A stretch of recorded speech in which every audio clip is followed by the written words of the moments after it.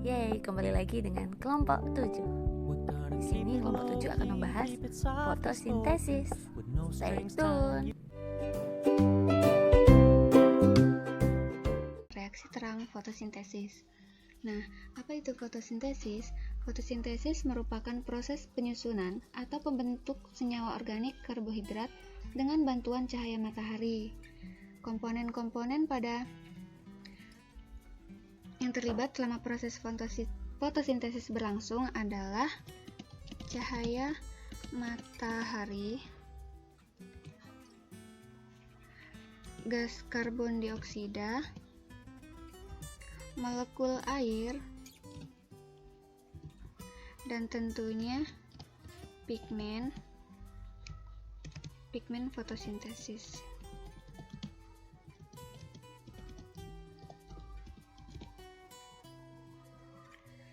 Nah, fotosintesis ini terjadi pada sel yang mempunyai klorofil atau pigmen hijau.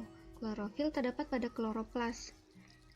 Kloroplas ini merupakan organel utama dalam proses fotosintesis. Nah, seperti ini struktur dari kloroplas. Di bagian luar adalah membran luar, lalu ini adalah jarak antar membran, kemudian membran dalam, yang ini adalah stroma, lalu ini lumen, dan ini tilakoid, lalu granum. Granum ini adalah tumpukan dari beberapa tilakoid. Reaksi terang adalah reaksi fotosintesis yang memerlukan cahaya. Kenapa memerlukan cahaya? Karena reaksi terang adalah reaksi ketika energi matahari digunakan oleh pigmen fotosintesis dan terjadi di grana. Ini grana atau granum. Atau kalau kita bisa sebut saja tumpukan tilakoid. Nah, di reaksi terang terjadi pengubahan energi cahaya matahari menjadi energi kimia, kemudian disimpan dan dimanfaatkan sebagai sumber energi untuk reaksi gelap. Seperti apa tahapannya? Nah, tahapannya itu diawali dari energi foton yang berasal dari cahaya yang akan diserap oleh fotosistem 2 atau P680. Kenapa disebut P680? Karena ia sangat baik dalam menyerap cahaya dengan panjang gelombang 680 nanometer. Khususnya cahaya merah, biru, nila. Selanjutnya, energi foton dari cahaya akan memicu P680 untuk melepaskan elektron.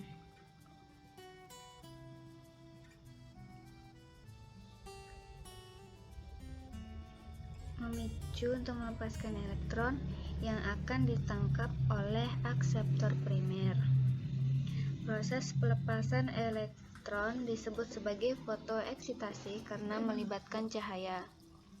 Akibat eksitasi elektron, P680 mengalami kekosongan elektron yang menyebabkan fotolisis air yang mengubah molekul air menjadi hidrogen dan oksigen. Oksigen ini nantinya akan dilepaskan untuk kebutuhan respirasi. Kembali pada elektron yang ditangkap oleh akseptor primer. Elektron yang ditangkap oleh akseptor primer akan dilepaskan, kemudian ditangkap oleh Pg atau plastoquinon. Kemudian akan dilepaskan kembali yang nantinya akan ditangkap oleh kompleks sitokrom dan kemudian akan dilepaskan dan nantinya akan ditangkap oleh plastosianin. Pada saat melewati transport elektron, terjadi fotofosforilasi terhadap ADP sehingga menghasilkan ATP.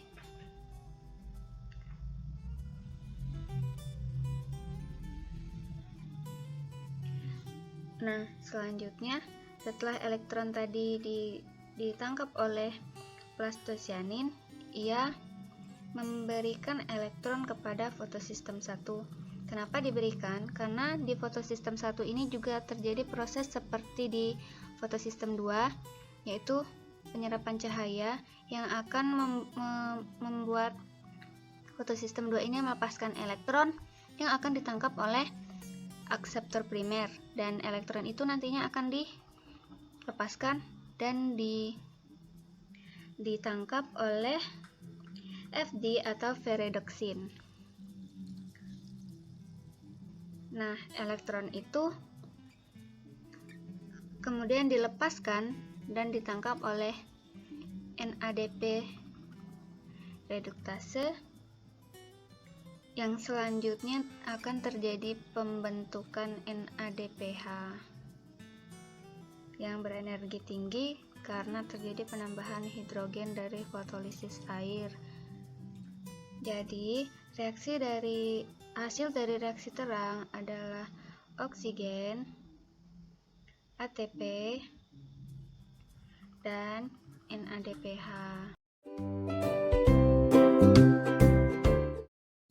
Baiklah, di sini saya akan menjelaskan mengenai fotofosforilasi siklik dan fotofosforilasi non-siklik.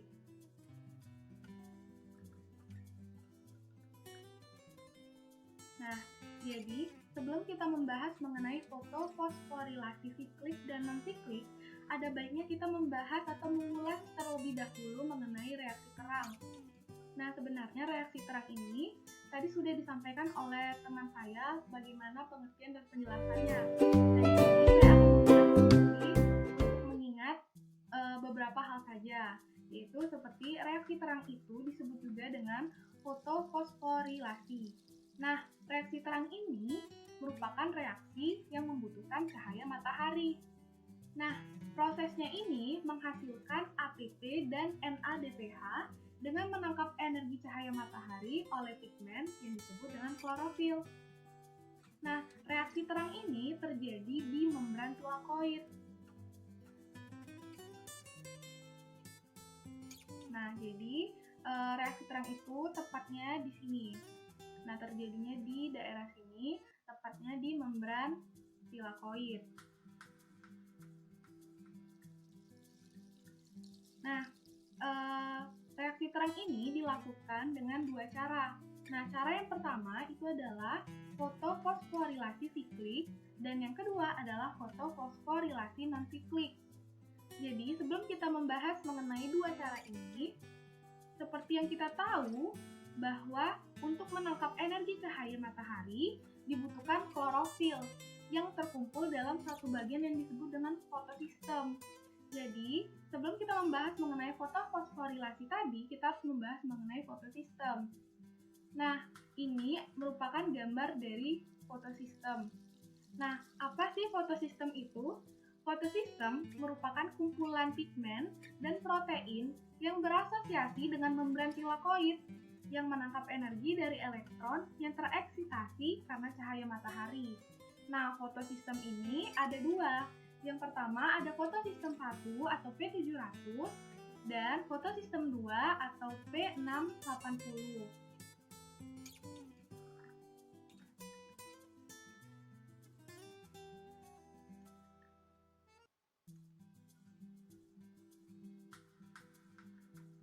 Baiklah, selanjutnya kita akan membahas mengenai fotofosforilasi siklik terlebih dahulu.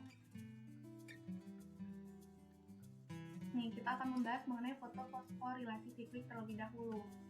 Jadi, fotofosforilasi siklik itu hanya melibatkan satu fotosistem, yaitu fotosistem 1 atau P700 saja. Dan yang kedua adalah fotofosforilasi siklik ini menghasilkan ATP. Nah, untuk proses fotofosforilasi siklik akan saya tunjukkan, yaitu bagiannya yang ini. Nah, jadi yang saya tandain ini merupakan bagian dari proses fotofosforilasi siklik. Jadi, prosesnya itu dimulai ketika cahaya matahari atau foton mengenai fotosistem 1 ini. Nah, ketika cahaya matahari atau foton mengenai fotosistem ini akan terjadi eksitasi elektron. Jadi di sini akan terjadi eksitasi elektron.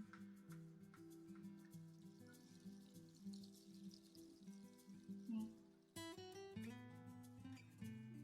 Eksitasi elektron.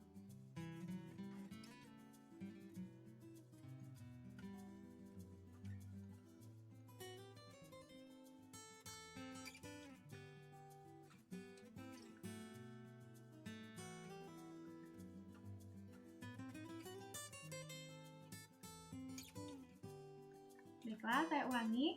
Jadi ketika foton tadi mengenai fotosistem 1, maka akan terjadi eksitasi dari elektron.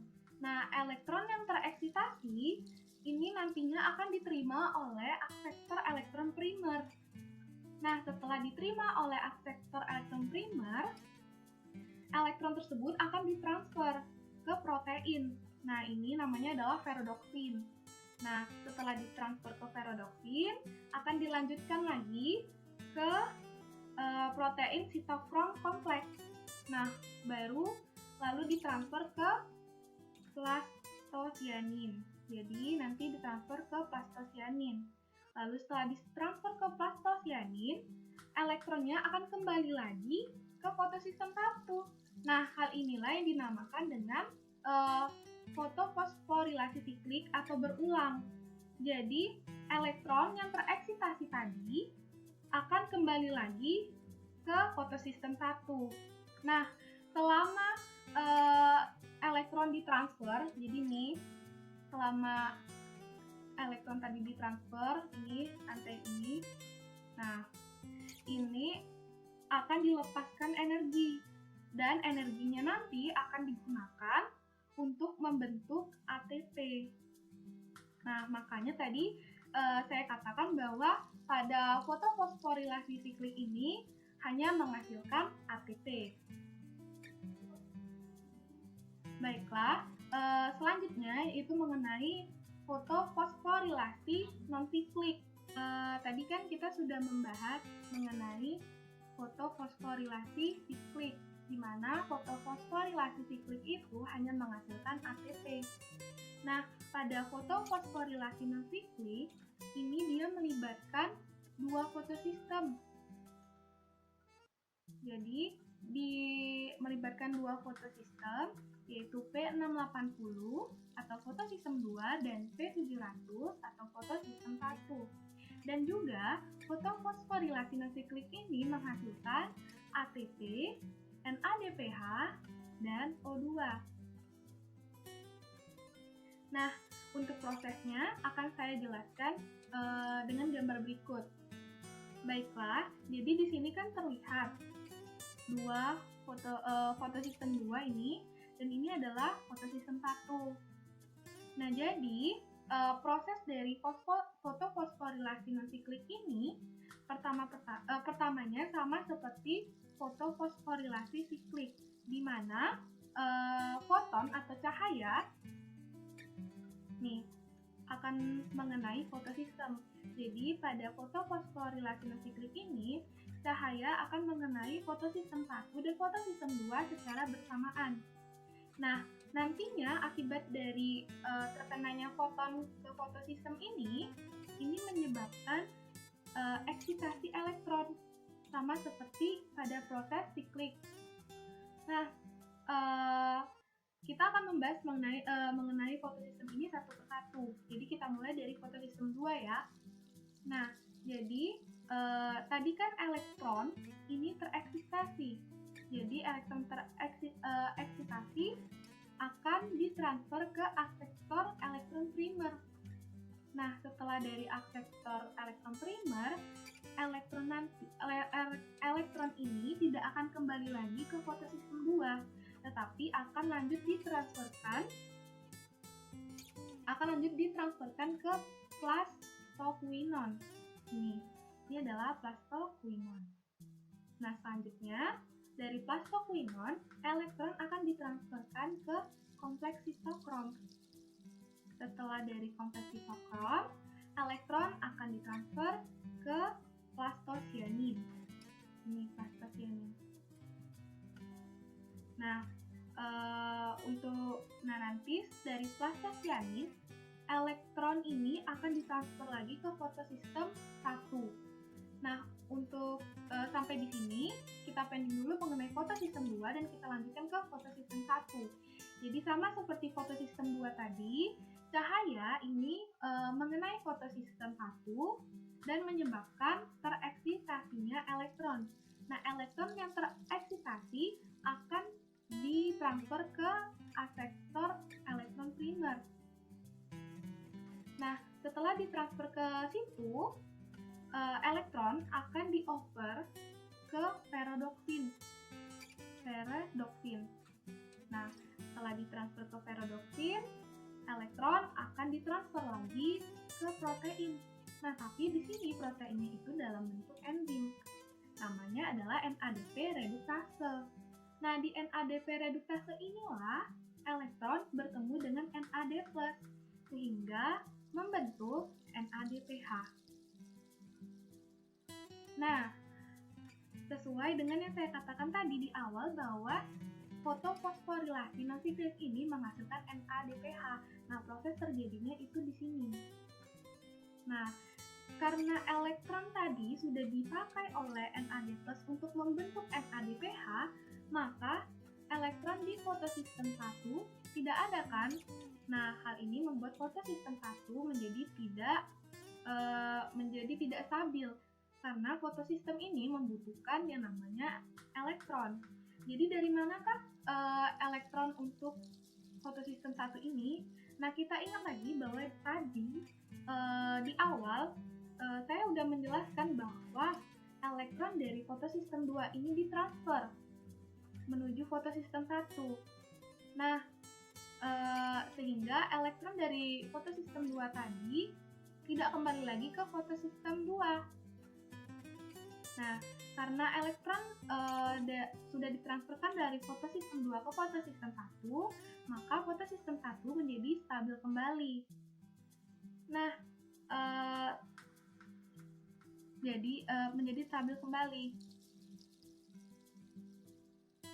Nah, tadi kan tadi kan elektron itu ditransfer dari fotosistem 2 ke fotosistem 1 tuh. Nah, selama aliran atau transfer elektron itu terjadi pemanenan energi. Nah, pemanenan energi ini digunakan untuk membentuk yang namanya ATP. Jadi, proses pembentukan ATP tadi itu terjadi di daerah sini, yaitu saat transfer elektron. Nah,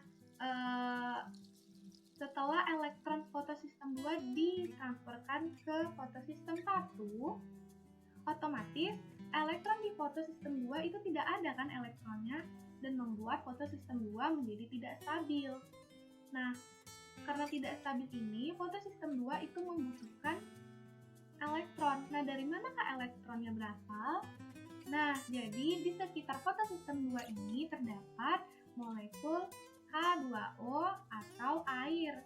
Jadi, fotosistem 2 mengambil elektron dari H2O ini. Nah, karena elektron dari H2O ini diambil oleh fotosistem 2, otomatis fotosistem 2 menjadi stabil. Nah, karena elektron sudah diambil oleh fotosistem 2, H2O atau molekul air ini akan pecah sehingga menghasilkan gas O2 atau oksigen. Nah, peristiwa pecahnya molekul air ini karena sudah diambil elektronnya oleh fotosistem 2 disebut dengan fotolisis air. Nah, jadi fotofosforilasi non-siklik itu juga menghasilkan O2. Nah, jadi yang dapat kita simpulkan dari fotofosforilasi non-siklik ini, dia menghasilkan 3 hasil, yaitu ATP, NADPH, dan O2. Tetapi yang digunakan untuk reaksi gelap itu hanyalah ATP dan NADPH saja. Reaksi gelap adalah proses pengubahan CO2 dan komponen lainnya menjadi gliseraldehida 3-fosfat, yang dimana gliseraldehida 3-fosfat ini adalah bahan baku untuk membuat glukosa. Reaksi gelap terjadi di bagian stroma, yaitu di ruang di dalam kloroplas ini. Pada fotosintesis terjadi 2 tahap, yaitu reaksi terang dan reaksi gelap. Pada reaksi terang menghasilkan ATP dan NADPH, yang dimana ATP dan NADPH ini akan digunakan dalam reaksi gelap untuk menghasilkan gliseraldehid 3-fosfat yang sebagai bahan baku untuk membuat glukosa tadi. Baiklah, reaksi gelap ini biasa juga sering disebut dengan siklus Calvin-Benson. Baiklah, kita langsung masuk saja ke siklusnya, ke dalam tahap siklus Calvin. Siklus Calvin ini terjadi dalam 3 tahap, yaitu tahap pertama dinamakan fiksasi, tahap kedua dinamakan reduksi, dan tahap ketiga dinamakan regenerasi. Baiklah, pada tahap pertama yaitu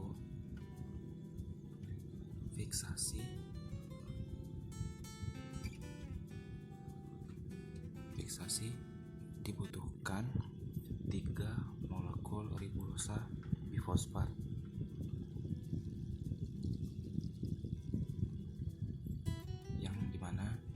yang akan dikatalisis dibantu oleh enzim yang bernama enzim Rubisco, dan juga dibantu oleh 3 molekul CO2 yang akan menghasilkan 6 molekul 3-fosfogliserat.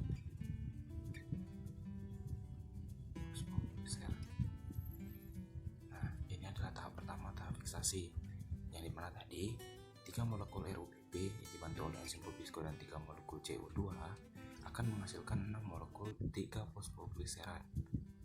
Selanjutnya kita masuk ke tahap yang kedua, yaitu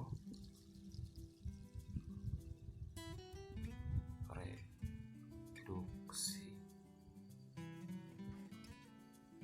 Tahap reduksi ini 6 molekul 3-fosfogliserat tadi akan dirubah menjadi 6 molekul gliseraldehid 3-fosfat.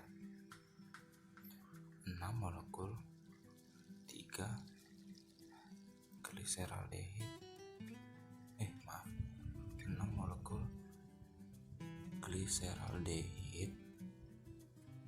3-fosfat. Ini dimana pada saat proses pembentukan atau perubahan 6 molekul 3-fosfogliserat menjadi 6 molekul gliseraldehid 3-fosfat ini membutuhkan 6 ATP dan NADPH.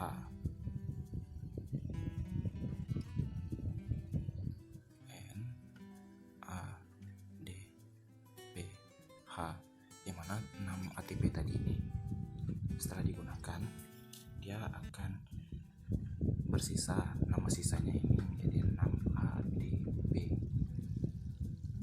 Begitu juga pada NADPH ini tadi, setelah NADPH digunakan akan bersisa menjadi NADP plus. Nah, ini adalah tahap yang kedua, yaitu reduksi. Kita masuk ke tahap yang ketiga. Tahap yang ketiga yang dinamakan regenerasi.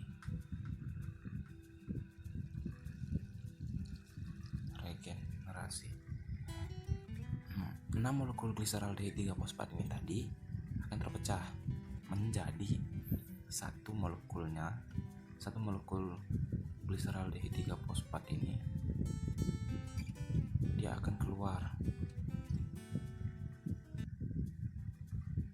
dan sisanya yaitu 5 molekul gliseraldehyde 3 fosfat ini akan dirubah kembali menjadi 3 molekul ribosa bifosfat untuk melakukan tahap siklus Calvinnya lagi.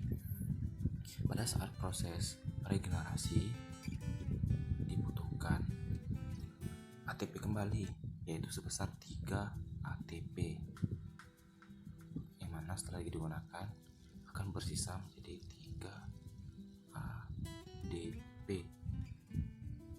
Nah, pada tujuan dari siklus Calvin ini adalah untuk membentuk molekul glukosa. Sedangkan untuk membentuk satu molekul glukosa itu dibutuhkan 6 molekul ribosa bifosfat.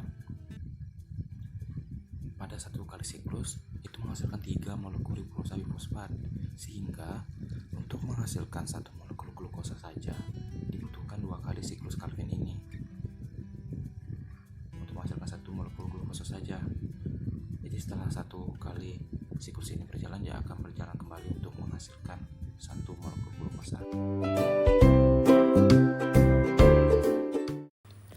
Proses fotosintesis terbagi menjadi 2 tahapan, yaitu reaksi terang dan juga reaksi gelap, di mana telah dijelaskan oleh teman-teman saya tadi.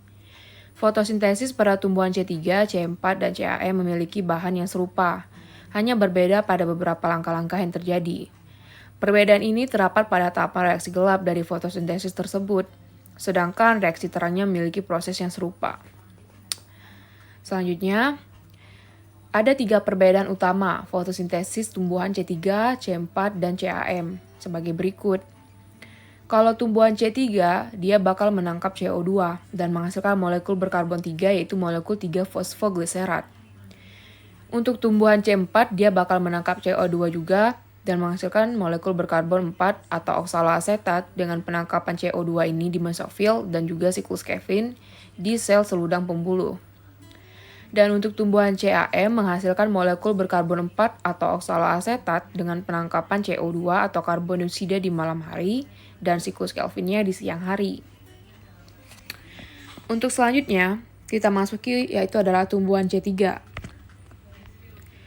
Sebagian besar tumbuhan di bumi merupakan tipe C3, dengan contoh yang paling utama adalah padi, gandum, dan kedelai. Ini merupakan gambar dari tumbuhan C3, contohnya. Disebut tumbuhan C3 karena enzim Rubisco akan menangkap CO2 dan menggabungkannya dengan ribosa bifosfat menjadi 3-fosfogliserat yang merupakan molekul berkarbon 3.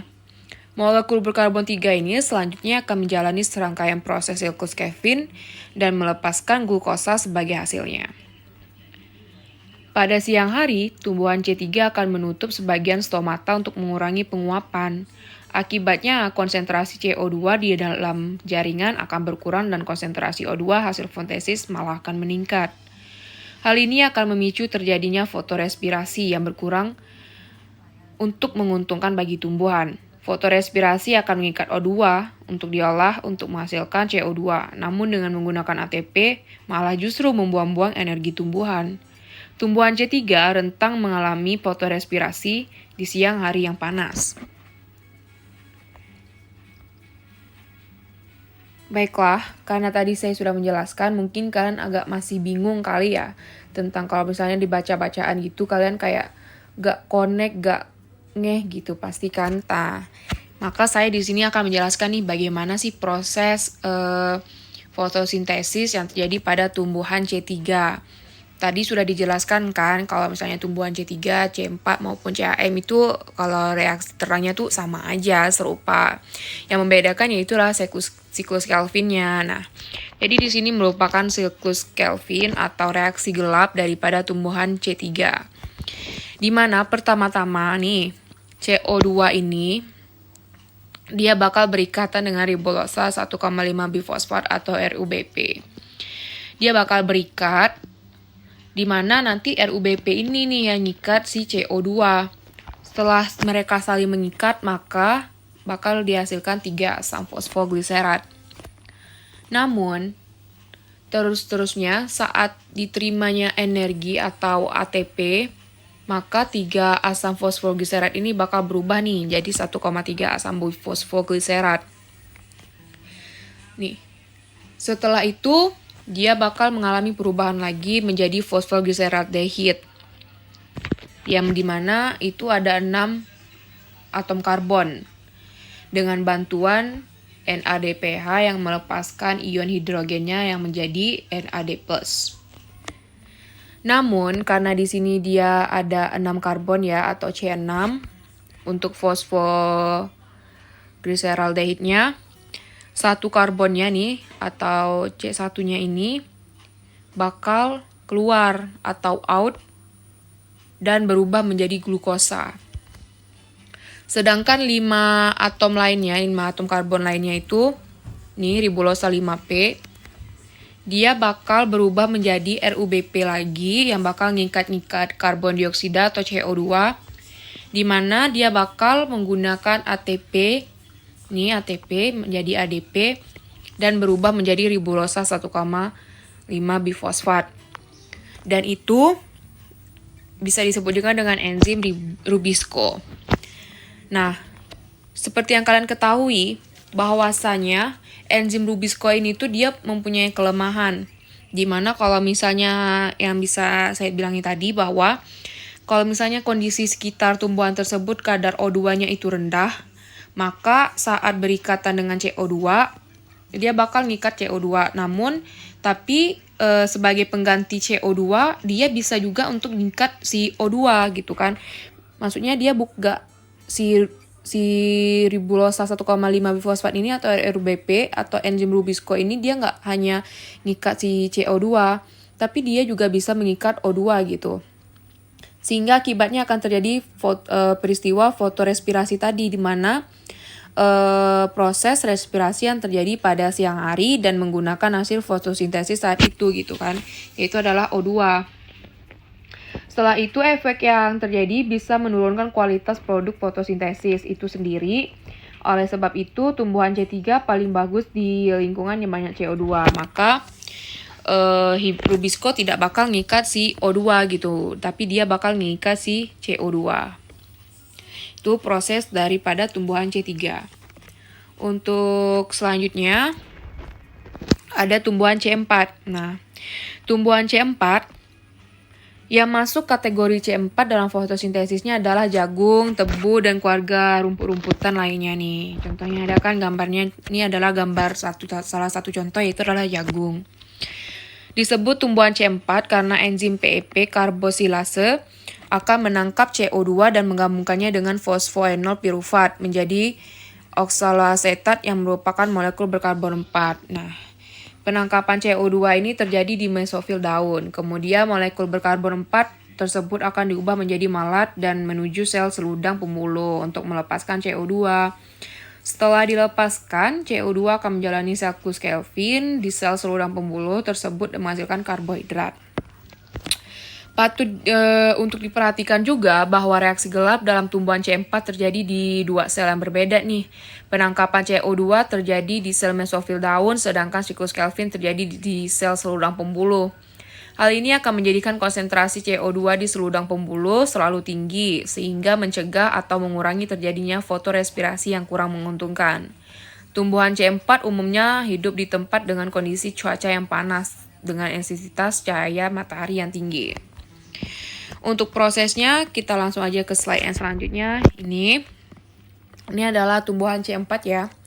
Dimana katanya tadi tuh CO2 ini bakal diikat oleh PEP. Ya bakal diikat oleh PEP. Dimana dia itu berikatan. Dan kenapa sih harus di mesofil daun dan juga sel-sel sarung berkas pengangkut nih? Di sini ternyata tumbuhan C4 itu melakukan proses fotosintesisnya itu di dua tempat kan, seperti saya bilang tadi. Dan awal reaksi gelapnya itu CO2 akan berikatan dengan enzim PEP. Nih, bakal berikatan mereka yang namanya fosfoenol pirufat. Jadi senyawa fosfoenol pirufat ini dibantu oleh enzim PEP karbosilase, ya. Setelah dibantu itu dia bakal mengikat tuh CO2-nya. Kalau yang di C3 itu kan yang tadi, maksudnya kalau di tumbuhan C3 itu kalau itu adalah ribosa bifosfat atau enzim Rubisco gitu kan. Kalau yang tadi, kalau yang ini itu lain. Yang ini namanya adalah enzim PEP gitu, dibantu yang namanya adalah fosfoenol pirufat dibantu oleh enzim PEP karboksilase. Setelah itu hasilnya nanti adalah OAA. OAA adalah asam oksaloasetat di mana dia ini bakal memiliki 4 atom karbon atau 4C. Kemudian OAA ini atau asam oksaloasetat ini kemudian diubah menjadi asam malat nih. Ya, dia bakal diubah menjadi asam malat. Setelah diubah menjadi asam malat, kemudian asam malat ini selanjutnya akan mengalami dekarboksilasi menjadi asam pirufat. Nih, dekarboksilasi asam pirufat. Nah, karena asam pirufat jumlah atom C-nya hanya 3, gitu kan, seharusnya 4. Kenapa di asam pirufat yang ini jadi 3 gitu? Hanya tinggal 3 atom karbon. Karena yang satunya itu menjadi CO2. Nih, dia menjadi CO2 satunya. C1-nya menjadi CO2. Sedangkan yang 3 lainnya itu ada di asam pirufat. Jadi untuk CO2 di mesofil daun, prosesnya itu, nih, proses dari ini adalah yang di mesofil daun sebut adalah siklus Hertzsprung, nama sebutannya. Nah, setelah asam malat tadi dikarboksilasi menjadi asam pirufat dan juga CO2 nih, maka CO2 kemudian masuk ke dalam siklus Calvin dan ujung-ujungnya juga akan mengikat glukosa, gitu kan, sama kayak yang tumbuhan C3 tadi, dia bakal masuk siklus Calvin dan outernya bahkan keluar glukosa. Nah, keistimewaan daripada enzim PEP ini, enzim PEP karboksilase ini, yaitu berbeda dengan Rubisco tentunya ya, di mana PEP karboksilase itu tidak bisa mengikat CO2 gitu. Jadi CO2 dan O2 itu nggak harus berkompetisi mereka untuk memperebutkan enzim PEP karboksilase. Jadi pada kondisi lingkungan yang CO2-nya rendah pun nggak masalah gitu. Kalau misalnya banyak O2-nya daripada CO2-nya, karena enzim PEP karboksilase ini nggak bakal ngikat O2 gitu. Maka nggak bakal terjadi namanya fotorespirasi. Jadi makanya yang terjadi pada tumbuhan C4 ini dia mengalami 2 siklus ya, yaitu adalah siklus Hertz dan juga siklus Calvin. Untuk tumbuhan C4, kita masuk ke berikutnya, yaitu ada tumbuhan CAM. Ya, tumbuhan CAM yang masuk kategori CAM itu adalah kelompok succulent. Bukan CAM ya, tapi CAM. Yang menyimpan air seperti lidah buaya, kaktus, maupun nanas yang umumnya hidup di lingkungan kering. CAM adalah singkatan dari Crassulaceae acid metabolism. Karena proses ini pertama dijumpai pada keluarga Crassulaceae. Tumbuhan CAM akan menangkap CO2 dan digabungkan dengan molekul lain menghasilkan asam organik. Ini adalah contohnya ya, nanas, pohon nanas, ada juga kaktus. Jadi di sini saya kasih contoh adalah nanas. Jadi stomata tumbuhan CAM ini akan terbuka di malam hari dan akan tertutup di siang hari. Ketika malam hari CO2 akan ditangkap untuk membentuk asam organik yang kemudian disimpan hingga pagi. Ketika pagi dan stomata mulai menutup, CO2 akan dilepaskan untuk menjalani siklus Calvin menghasilkan karbohidrat. Ini berbeda nih daripada yang lain gitu kan. Maksudnya itu dia berbeda, kalau misalnya siklus Calvin biasanya malam, ini dia siang pada tumbuhan CAM. Gimana sih prosesnya gitu kan? Nah, ini prosesnya. Jadi sebenarnya tumbuhan C4 dan CAM itu memiliki kemiripan di mana CO2 yang masuk tidak langsung menjalani siklus Calvin, tetapi ditangkap untuk membentuk molekul lain terlebih dahulu. Namun pada tumbuhan C4, penangkapan CO2 dan siklus Calvin terjadi di sel yang berbeda gitu kan. Sedangkan pada tumbuhan CAM, penangkapan CO2 dan siklus Calvin terjadi pada waktu yang berbeda. Tempatnya sama, cuman kalau tumbuhan CAM dan C4 itu waktunya aja beda gitu. Dimana kalau mesofil daun pada tumbuhan C4 tadi dia siang hari, sedangkan pada tumbuhan CAM dia malam hari. Maupun sebaliknya, pada di sel-sel sarung berkas pengangkut di tumbuhan CAM itu pada siang hari, tapi kalau tumbuhan C4 dia pada malam hari gitu, berkebalikan waktu. Namun prosesnya emang hampir sama sih, dimana pertama kali terjadi yaitu adalah di mesofil daun di malam hari ya, dimana setelah untuk dari proses yang telah ada pada tumbuhan CAM ini, dia mengambil CO2 dulu nih, mengambil CO2 dulu pada malam hari. Nah, kok bisa sih gitu kan? Karena kenapa dia bisa ngambil CO2 pada malam hari? Karena pada tumbuhan CAM ini dia menutup rapat stomata untuk siang hari gitu. Namun kalau malam hari dia membuka stomatanya untuk mengambil CO2-nya. Kenapa nggak di siang hari? Karena pada umumnya tumbuhan CAM ini kalau misalnya dia membuka stomatanya dengan lebar, maka bakal terjadi proses respirasi yang berlebihan. Makanya dia bukanya malam agar terhindar dari proses respirasi yang berlebihan nih. Jadi stomatanya terbuka, CO2-nya diambil, sehingga proses pengambilan CO2 ini justru berlangsung pada malam hari ya kan, saat stomata terbuka lebar. Kemudian CO2 ini bakal berikatan dengan PEP dan dengan bantuan enzim PEP karboksilase juga nih kan, sama kan kayak tumbuhan C4 gitu.